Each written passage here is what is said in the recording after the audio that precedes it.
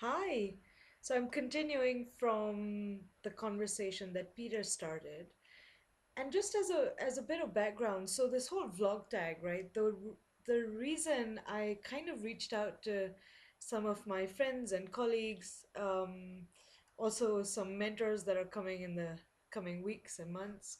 The reason I reached out to say, hey, make me a video just about anything that's new for you is because I realized that within our circle of colleagues and friends and mentors, we're very fortunate to just have these really just rich informal conversations with each other. um, and there is so much I've learned from them, so much I've gained from them, and yet they're not always in the context of a formal conference or a formal webinar. It's just kind of a chat of two people just sharing whatever's up for them and kind of talking aloud as they see life, and as they move through life and learn things, right? So that's kind of the feel I wanted to share with people, of just like a chat over a coffee, because there's so much richness that, yeah, I just wanted to share that, I guess, and to bring that to more of you and encourage more of you to join that conversation. So Peter's video reminded me of looking back, even just a year ago. I hadn't realized until I was watching his vlog how much I used to feel vulnerable or at risk before. I have been a decent-ish achiever, have done things that are kind of interesting, and I have done many things that I wanted to do, aspired to do. And still, looking back now, I see how much I felt like the stakes were high. Like it was so important for me to achieve something or to get something or to do something. And sometimes I would kind of categorize it as motivation, in general, like the drive or the hunger to do things. But really, it was kind of an anxiety, a sense that the stakes were high, the bar was high, and I would keep setting the bar and then having to clear it, and setting the bar and having to clear it, not realizing that bar, I just made it up. At some point, I decided, oh yeah, that would be cool, and then I made it a thing.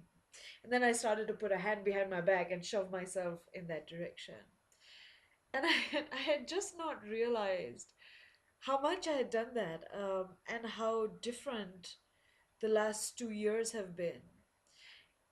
Even though looking at achievements or looking at results, the last 2 years have probably been better by miles, um, of all the previous years. And still, there has been less drive in a way. I have not really felt like something important was at stake. So, my reputation, my well being, my self esteem, these things used to be kind of hanging on the balance of me getting some things right in the world. And I always thought that I needed that. I always thought that hunger and drive were things that kind of pushed us to do things in the world. And I had, I guess I had not really checked, because there's plenty of things I do just because I enjoy them.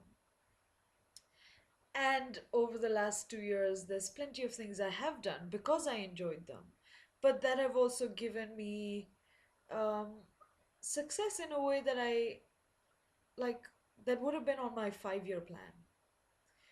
And it's already done. The stuff that I thought, oh yeah, maybe 5 years from now I'll be able to do X, Y, and Z, those things are already done. And that's curious to me because I always thought that the sense of personal responsibility and that emotional charge was necessary for me to actually do stuff. And that without that, I would just kind of not do anything with my life. And I'd just be, content and floaty. And and not really do anything. But in many ways, I am more ambitious about some things than I have ever been. And at the same time, I give less of a shit.